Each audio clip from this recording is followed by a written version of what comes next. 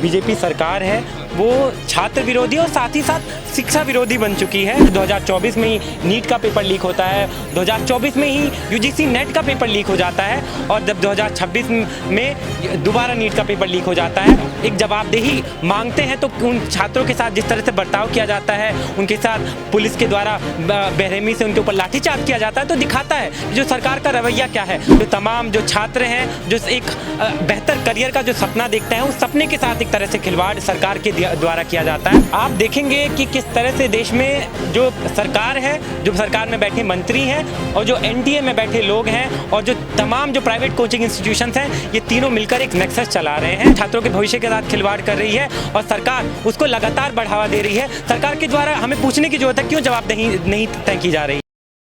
नमस्ते, मैं शमी, सौगंध टीवी में स्वागत है आपका। नीट पेपर लीक मामले में अब तक जो है ठीक तरीके से कोई भी जांच एजेंसियां जिम्मेदारी नहीं ले पा रही है। अब तक सरकार की कोई जवाबदेही नहीं आई है। इसी को लेकर आज यहां पर बच्चे प्रदर्शन करने के लिए आए हैं जंतर मंतर पे। जंतर मंतर एक ऐसी जगह जानी जाती है जहां पर बच्चे और कोई भी वर्ग के लोगों, कोई भी आम व्यक्ति अपने हक की मांग रखने के लिए यहाँ पर आता है और अपना हक पाता है।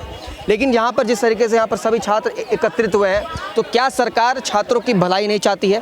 क्या सरकार छात्र विरोधी सरकार बन चुकी है? क्योंकि देखकर ऐसा लगता है। 24 का मामला देखें, 25 का और अब ये 26 का नीट पेपर लीक।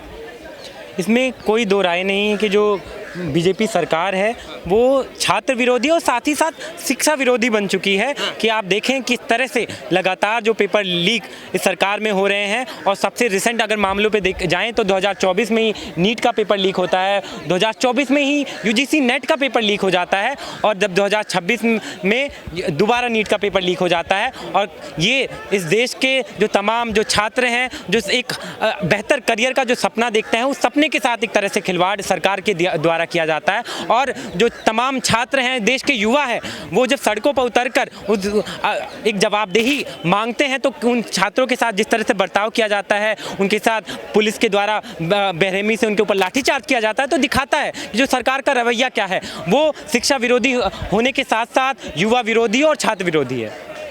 अच्छा, तो एक और सवाल इसमें है ना कि धर्मेंद्र प्रधान है एजुकेशन मिनिस्टर, हर साल उनके ही मिनिस्ट्री के अंडर ये सारी चीज़ें हो रही है और जिम्मेदारी सरकार बिल्कुल नहीं लेना चाहती। सारी जिम्मेदारी क्या एनटीए की है? आपने क्यों?